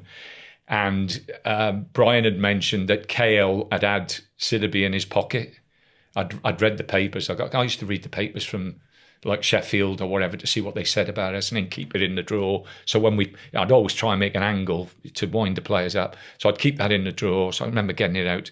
And I said to Mama, Mama, he's 18, 19 years of age. Look what Brian Robson, great player, look what he thought he did to you. I said, Mama, you got it all on today. First challenge. He was a yard above Cahill. Bang! And that was Mama. Mama set us all off, and we beat him. Was it 3? I think. And he made Cahill. I know he was young, but he was still a big. It made him look like ragdolled in. Yeah, massively. And that was something that I always tried to do all the way through my career. I always tried to find, especially if we'd been on a good run, something that would give us a little bit more impetus or get the players' backs wound up, so you'd get that little bit more out of them. I'd make stuff up. Have you seen what this manager said about us? Have you seen this? Have you seen that? Can you imagine? Can you imagine that player saying that about you? and the lads would be going. The eyes, start getting wider and wider. But no, it was always something to try and, the great thing about Stoke was I had a wonderful chairman there, and I knew 100% he was behind me. I had that strength of feeling that Peter and the Coates family, obviously Denise and John. Denise was putting a lot of money in here at the time, and John, they were putting their money in. And I still think to this day, and I know they're having a bad time at the moment, I still think to this day, the supporters have got to be patient. They've got to understand. I said to Parky before, all the managers that they've brought in, they've backed them. They've given them money to spend. They've brought players in. They've been given money to spend. The supporters need to get together now and get behind the club. It's a great club. It's a great supporter base, and they've just got to stick nice and tight now and see it through. And hopefully, Alex, given the opportunity, will be the one that will take them forward. But honestly, I am absolutely convinced one day, hopefully in the next couple of years, because of the backing of the family, I think they'll get in the Premiership. He's a good manager. Direct contact that you had with the family. You talked did you have a middleman before, too many middlemen. Nah. Just you and the chairman, the owner. Yeah. I never dealt with the chief executive, really. Never involved him. We signed Crouchy. And I'd rung, Harry actually rang me up and said, listen, Crouchy wants to get back up north because Abby's, I think, moved up there and just got married and everything else. Would you be interested? So I said, yeah. I said, but Age, we won't be able to afford his wages. That's the problem. He said, well, he wants 10 million for him. So I said, yeah. I said, but we won't be able to afford his wages. What if we help? So I said, well, I'll speak to Peter and come back. So I didn't speak to Peter. So anyway, Harry comes back and he says, oh, we can do this. So I say, okay, I'll ring the chairman. So I don't ring the chairman again. Pick the phone up to Harry and say, can you drop it down to this level? If you get down to that level, we might have a chance. Let me speak to Daniel. I'll get back to you. Anyway, we get something in order that's very close to what the players, Tottenham have looked after a big part of it because he had a couple of years left at Tottenham. So we made them make the difference up. So I ring Peter up and I think they're going to do this thing. He's okay, no problems, put the phone down. And 5 minutes later, he picks the phone up and he says to me, Tone, there's a little bit of concern with people around me in respect, we're not going to get a return for Crouchy. So I said, you what? He said, you're not going to get, they think because of his age, giving him a 4-year contract, you're going to get no return. I said, Peter, do you know what your return is? You won't get relegated, mate. 120 million or whatever it is every year. That's what Crouchy brings to this football club. And he went, brilliant, sign him. Put it down. And off we went. We went and signed him. Yeah. Did you know about Rory Delap's throw-in before you signed him? No, didn't have a clue. They were doing. Was he there with you, John? Yeah. Well, they had a competition. I think it was when we got in the. Did we use it in the Championship? Yeah, fucking right we did. Yeah. would have been in the buggy relegation. Anyway, the way I can remember it is that there was a competition going early pre-season on one of the pitches on the training ground, and they was just to see who could throw it furthest. And Kempy's come over to me. He said, "Have you seen Rory throw the ball?" I know. He's come and have a look at this. And he was throwing it almost to the other side of the pitch. But not only throwing it, it was so flat. Better than a corner, wasn't it? It was better.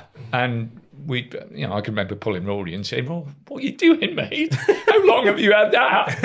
And he's gone, "I was javelin champion when I was 14 years of age in Carlisle." And I'm thinking, he never said a word. To be fair, when people ask me about the throw-in, I say it's a little bit disrespectful because Rory were a lot better player than the throw-in. He was a very, very good footballer. 550 league appearances. Yeah. And he was a good player as well. Yeah. Good player for us. I tell you, you talk about the football club, and I've just told the supporters now, or I think they should get behind him. I'll tell you how good their family is. We signed Rory from Sunderland on loan with an agreement to take him full time at the end of the season. In his first game against Sunderland, he breaks his ankle, and it was a bad break. Or he broke his leg, whatever it was, but it was a bad break. The next day, I went and seen Peter, and Peter said, "Listen, tell him we're still signing him. Deal done. Tell him not to worry. Never mind how long it takes, we're still signing him." And it's unbelievable. I went in and seen, you asked Rory about it. I went in and said to Rory, "Don't worry about it, mate. They're going to ring Sunderland up now, and they're going to get the deal done." Maybe he'd read the Carlisle Times. Javelin champion. But no, that was how good the family was. And at that time, you're probably thinking this is from a football point of view, it's a gamble.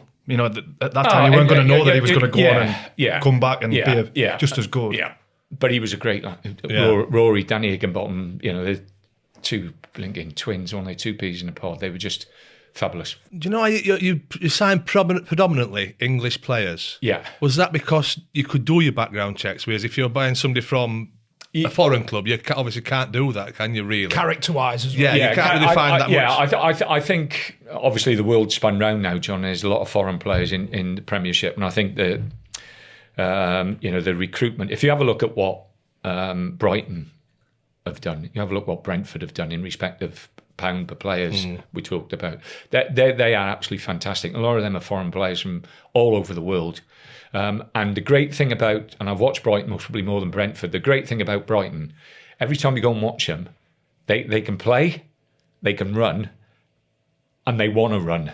Their attitudes are absolutely fantastic, honestly. And Adam Lallana lives just at the top of the road. And I've spoken to Adam lots of times on it, and he said, that the quality of the players they bring in is brilliant, but their characters are as good as the quality. So you've got that, because I think if you play football in England, the Championship is unbelievable, isn't it, John? It's such a slog. You need people to turn up. People rung me up after we got promoted. People ring me up and say, "How did you get promoted?" I said, "I had a team that turned up every week. They didn't turn up 90% of the time. They turned up every week." And we got through because of that. Whether we won, lost or drew, our players turned up. And I think if you look at it now, you still got to do the same. You go in the Premiership and it's pace, power and quality everywhere. And if you haven't got players who are just under the sand line a little bit and playing for the likes, say, of Brentford or Brighton, or if you haven't got good characters and people who are prepared to put a shift in, then it's so difficult. It's so difficult. How long into your time at Sheffield Wednesday did you think? No, at Sheffield Wednesday, listen, it's an absolutely fantastic club. I was the wrong person at the wrong club, really. I went there, it was during COVID, so I couldn't get no energy from the supporters because the grounds are empty. And you know what Hillsborough's like when it's empty. There was stuff going on behind the scenes that, you know, were different to what I was used to. And it just didn't... 2 or 3 weeks into it, I thought, I'm really struggling here. I was, for the first time, and a lot of times I'd see myself through it and fight through it and everything else. I just didn't think it was right for the football club. Me having that mentality that I was struggling with the setup and everything else. And the most honest thing that I did really was actually talk to the chairman about it. I'd like to think fans appreciate that though, recognising that. I just, you know, it's you know, listen, they've got a manager there. Darren Moore was my captain at Portsmouth when I managed Portsmouth. He was at West Brom and I brought him on board with the first team. Have you met Darren? Yeah. He is one of the proper lads. And one of the first results I look for every week is Sheffield Wednesday. I'm absolutely desperate for Darren and the club to do well because it's a fabulous club. And I think those two clubs, if you put those two clubs in the Premier League, you know, it's... most probably that's where they deserve to be. It's fair enough. I was going to say that's fair enough, isn't it? I just like I say, I just think I was just not cheating myself, but yeah, I didn't feel me. It's like checking a new bird out, isn't it? You know, if you know after 3 or 4 weeks, you bin them off, don't you? You know what I mean? I just blocked them. I was just going to say, me and Debs have been together for 46 years. Don't let her hear that, John.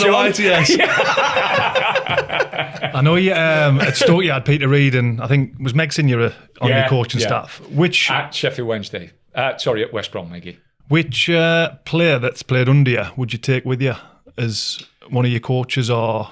Fletch, Darren Fletcher was, if there was a job going tomorrow, and I think he's at Man United doing his stuff at Man United, but if there's a job going tomorrow and someone wants someone who's got the right credentials, who's a winner, you know, how many titles has he won? Yeah. And if you look at all the games, whenever Alex or Sir Alex played tough games in Europe or tough games in England, Fletch would always play. Yeah. He used to, if he wanted and needed legs on the pitch, Fletch would always play. I read something yesterday. Someone said that there was only 2 players that Fergie never ever criticised. Did you see it? No. And that was Cantona and Fletch. Now you can compare Fletch with Cantona. I don't know, but apparently they were. And to be honest, Fletch was fabulous. Yeah. Going back to Wenger. Did you take pride in, you know, when he used to come up? Yeah. Well, I think the first game that we played really well and beat them 2-0. And we shook hands and he said, well done. I'll never forget it. He said, well done. We walked down the tunnel. I went in to do the press and everything else. And I don't think anything was said to our press at that time. And then I read it on the Monday, you know, that we're a rugby team and we're this and we're that. And that really disappointed me. And it just grew from there. I think the supporters used to love us. That newspaper must have gone in the drawer already for next time. Well, I didn't have to with the lads. I think all the lads were well aware of, you know, the criticism that Arsene gave. But there's a great story with that as well. Like, you know, going about story, I don't know how long we got left. But the Welsh FA ring me up and asked me to do a day coaching and a lecture.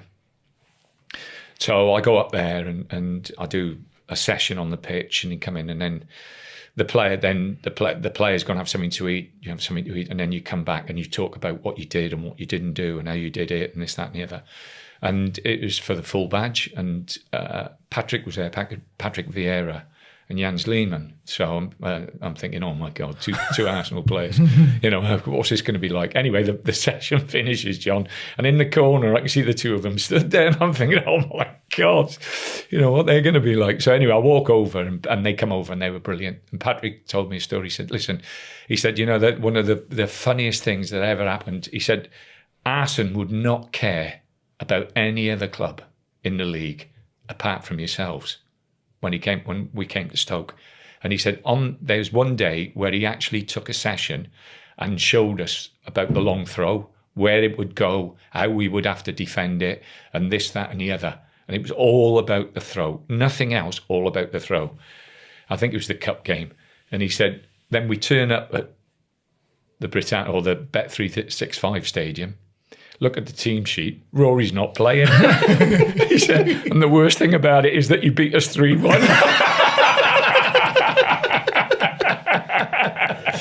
And that was Patrick telling me that story. Has there ever been a player who you've tried to sign or you didn't for whatever reason that ended up like really kicking on? And there's a few, yeah. There was a few in my career that we missed that have done brilliant. We had Wasserman, the left back who played for Chelsea, the Spanish lad. Alonso, he, from Blackburn, he came in. That deal wasn't done. And then you look back and see what he's done. Absolutely fabulous. There's a lot, John, that I'd look at. We had Demba Ba in, and he did fantastic. We could have signed him. There was medical reasons why that didn't happen. Is this before Newcastle or? Yeah, no, well, that was the FA Cup year, and we didn't sign him, and we went to West Ham, and he'd signed for West Ham originally. Went to West Ham and he scored a hat-trick against us in the league. And then the following week, we were playing him in the Cup. And, blimey, I'm just trying to think of the manager. Avram Grant. He's a lovely lad, Avram. Avram didn't play him in that quarter-final. And we beat him 3-1 at the Bet365 stadium. So they're people like that, John. Mm-hmm. But generally you look at it and you think... there's been, you win a few, you lose a few. Are you pottering around the garden at the minute thinking, what am I going to do? Do A phone call? No. I've really enjoyed being home. I've got to be honest. I had, I'm 65 now. I had a lot of time travelling. We always kept our base down here. We were always, the children, Anthony, Stephanie and Law, all went to school in Bournemouth in this area. Debbie wanted to keep them. She didn't want to be travelling all over the place. And now the grandchildren have come along. We've got my son, obviously, in America, and we try and get over there as much as we possibly can. He's got 2 grandchildren. We've got the 5 very, very close here. So we're always busy doing this. I do a little bit of radio, a little bit of TV, talk a bit of nonsense to people like you, and that keeps the drip going a little bit. And I think you need that. But I have really enjoyed being home. Really have. But I don't think I'd ever want to go back in as a manager. No. But I do, and I have enjoyed helping other people in other sports and in football. A bit of an international call. Would it interest you? Yeah, it might be. I had a phone call actually from a country a couple of months ago about that, but it wasn't right. Not hot enough. Yeah. No, so you never say no to anything. But one thing I will say no, I won't go back in as a manager. I think the energy that you need, the commitment and everything else, I've passed that point because of what I've got here. Yeah. I know what I've got here now with the children. Enjoying it. And and the fact that obviously, the only reason me and Deb are still together is that I've never been with her. I want to ask that. What's the secret to a job next week then? What's the secret to a long marriage? Living away. Well, it's funny, John. We got married. We got married in South Wales. My dad, obviously, still worked. He'd had a good few drinks. By the time me and Deb were living in Bristol, I'd moved to Bristol. We got married, so we were desperate to get off. The party was all over the place. Everybody was, enjoying themselves. And, I went over and sat with Deb for 2 minutes. She'd been with her mum and this, that and the other. And I sat over and I said, give it 5 minutes, Deb, and we'll sneak. So she's gone, yeah, okay. And just as I said it, my dad come over and he muscled his way in between the two of us.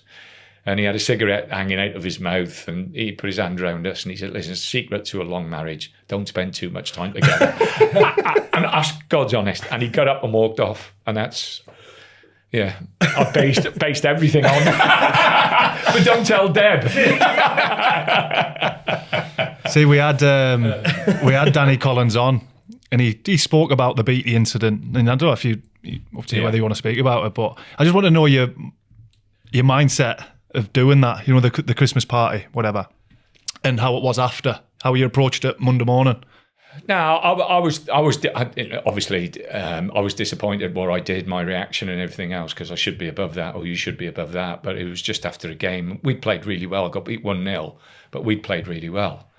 And you know, just a disappointment afterwards. But what happens in the dressing room, John, stays in the dressing room. I think it don't now though, does it? Fucking Danny Collins told us all about it. But you know that happened, and you know you watch them, you get on with it. You know, I've got nothing against James, in respect of what we are now and everything else, and he's gone into coaching and done quite well in his coaching and this, that, and the other. And I really do mean this. The club owe him a massive, massive favour, because the first 2 years in the Premiership were difficult, were tough, and that first year was really tough. And him coming along with Matty, who was one of my favourites, Matty Everington, again, a fabulous player. Those two really helped us stay up that first year. So, you know, great credit to James. Were you thinking first game of the season when we get dicked away at Bolton? Oh dear. No, I thought that was the greatest thing that happened to us, because we had that Paddy Power. Was it Paddy Power paid out on us getting relegated? I don't know if you can remember that. They paid out that day. And that was the greatest thing. I thought, oh my God, I couldn't have asked anybody to have written anything better for us. But what I did, John, I went on the radio, I went on the TV in Stoke, and I said, it's us against everybody else now. And it's not the team, it's us. Yeah. They're disrespecting us. And that's your team. This is your team. This is your players. And then we played Villa on the next game, home game. We scored late on from a throw-in. Mama scored at the back post. Is that the one where Rick scored that? Yeah. I've saying that, could you feel the atmosphere that day after making that announcement on the radio? I think we scored in the late on 80 odd minutes. Martin was manager at Villa at the time. And again, it was one of those moments where that was the crowd. It was just, you know, the hairs on the back of your neck. Like I say, we joined everything together. That, and it came from, you know, we should have paid Paddy Power, or you know, or whoever, was it Paddy Power or someone else? You'll have to find out who it was. It weren't better 365. but no, I really do think, John, that was the spur that got everybody in Stoke-on-Trent thinking, let's get down and win, lose or draw, let's get behind the lads. It's mad, isn't it? Because all this stuff that you spoke about doesn't, you know, coaching manuals and stuff, that won't be in there, you know, about getting the most out of your players or using things like that as bait. It's years and years of experience. The biggest thing is understanding players. People. Understanding people to get the best out of them. But also putting a team together that's a team. And it's balanced. And the important thing is, you might want to play one way, but you haven't got the players to do that. So play a way that suits the players and gets you results. And forget about the noise from outside. You know, it's worse now than it's ever been. But, you know, I used to actually have a giggle up. You know, people would say this and that and everything else. And I think, yeah, brilliant. We're not that. We know we're not that. Yeah. Let them get on with it. So do you think these managers are pissing in the wind a little bit when there's people fetching players into the club for them? You know, I think there's been a lot of bad recruitment at a lot of football clubs. John, when it's you and the chairman relies on you, and you've got respect for the fella and the money he's putting into the football club. You know, when like I say, I'll just relate to Peter and Stoke and Bet365. It was their money that I was spending. And I class myself as a friend to Peter, Denise, John, and all the family. You know, and Deirdre, his wife, and everything. I was a friend. And as a friend, the last thing I wanted to do was throw money away and do something that wasn't right for the football club. And I became, I think, a little bit obsessive with the club. The longer I went on, I can remember the training ground had just been built and I'd got in at 6 o'clock. I get up early every morning. I don't know what it is, but I get up early anyway. Anyway, I was on the running machine and we got about 14 groundsmen. You know, we started with one. And then we had about 14. And you know what the groundsmen are like? They were all together. They were all herded together in a little thing. And it just got light. And I'm thinking, well, they're having a chat. There's nothing wrong with the pitch, but they're forking it. and then there's all the grass around the outside of the training ground and where the fence was that was long.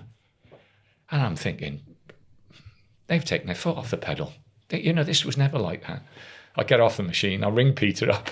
I go, Peter, club's gone. I did, honestly. There's them bushes. No, John, Look at the state of them shrubs. John, anyway, he said, what are you on about? I said, we've got 1 million groundsmen now and they're not keeping it the way 2 groundsmen kept it. And once that starts coming into it, all of a sudden you'll get, that'll drop off, then that'll drop off. And it's never done it before.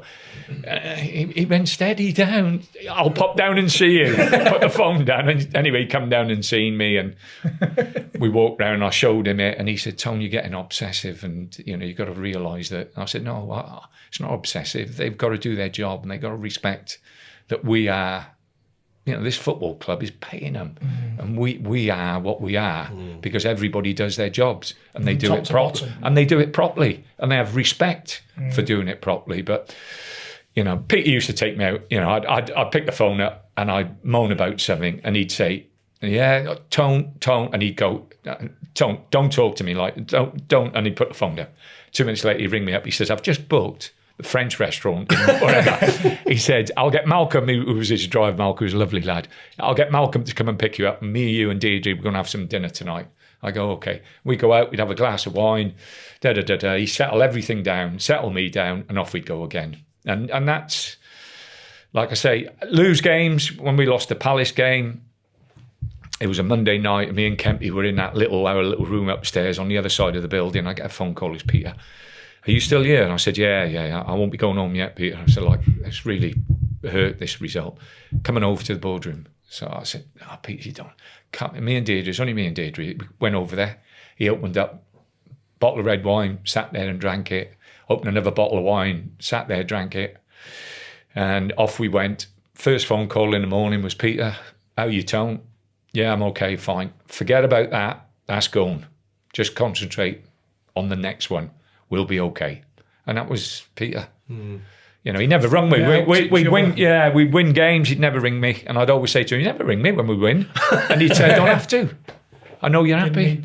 You had the support from him. The family. Running the club, the family. I think you've got to understand that the family are Stoke mad. Stoke. They've got the biggest employment with Bet365 now in that area. They're Stoke City mad, and eventually, I personally think eventually they'll get it right, and they do deserve to get it right for the money they've put in. What's the driving? Just a quick one on that. One thing, the 14 groundsmen. They were obviously working when they fucking built that hill at the training ground. Coming pre-season first day, obviously you're like, "Oh, what's it going to be today?" And they built a hill. Big mountain like that. What the fuck are we going to do up that? One thing I wanted to ask you, I've mentioned Tongy and Danny Pugh at Preston. So Darren Ferguson was our manager. And when Darren got sacked, Alex recalled Matty James, Josh King, and Welbs. And then, did you recall Tongy and Pewey as a favour for Sir Alex? No, I was going to bring them back anyway. They only had a period. It was set. It was in line with what had happened, but it was set that I was going to. Yeah, I've been accused of, you helped Fergie out because his son got the sack. We never got to the bottom of it. We got to the bottom of the league. No, that was all set. Oh, brilliant. Thanks very much, Tom. Yeah, thank you very much. Thanks for having us. No problems. Is Who's that okay? left on cheesy? Yes. Well, I've I've seen this 4 or 5 left in the kitchen. Wait for a fresh one. Is that okay? Oh, Perfect. Thank you ever so much. Thank you very much. Yeah.